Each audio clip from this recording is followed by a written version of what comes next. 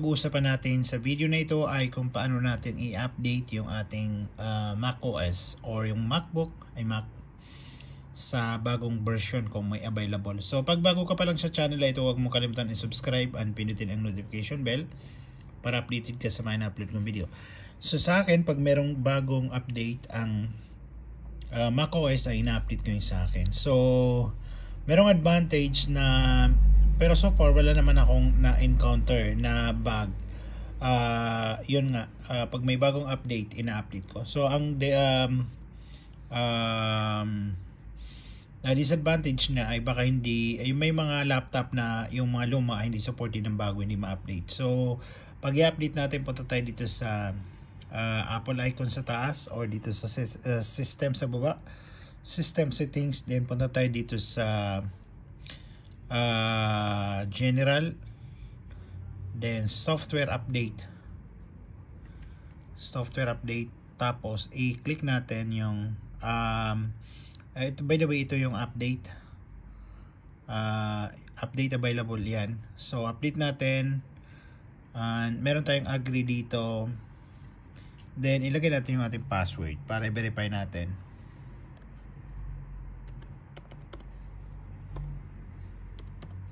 So nalagay ko na yung password and okay ko.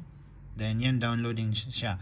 So minsan depende sa depende sa inyong internet speed yung downloading speed niya, or depende sa inyong laptop kung mabagal. Nagmamatter din sa laptop o kaya sa internet speed nyo. So hintayin natin na matapos yan. I-fast forward ko yung video na to, and pag natapos, balik ako.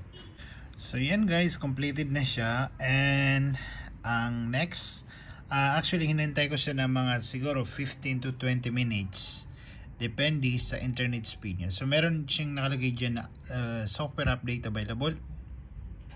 So restart natin, then i-confirm natin, lagyan natin yung ating password.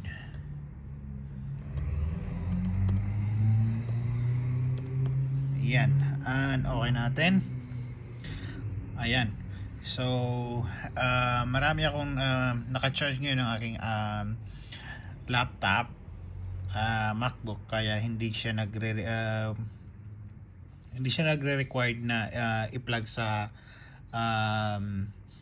electric. So hindi siya naka-charge. Actually pag nag-update tapos hindi siya magko-continue pag konti lang yung inyong charge, yung battery. So hintayin natin na mag-update.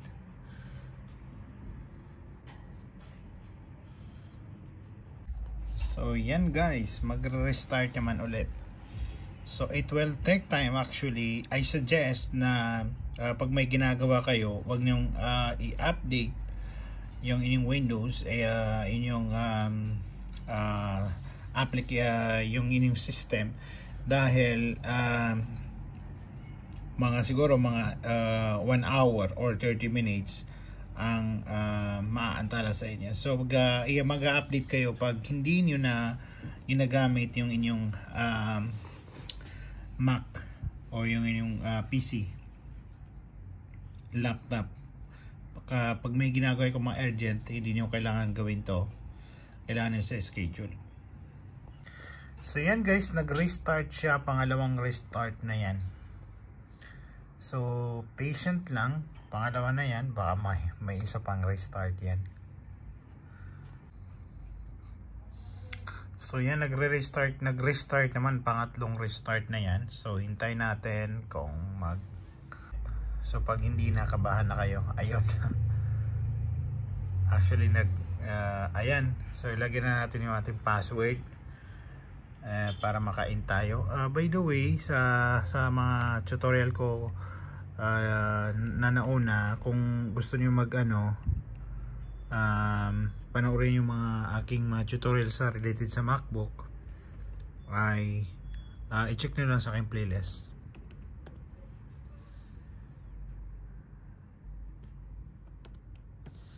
So nalagay ko lang ang aking password and natin, go, yan. Pag i-check natin yung ating current software update, ayan pala.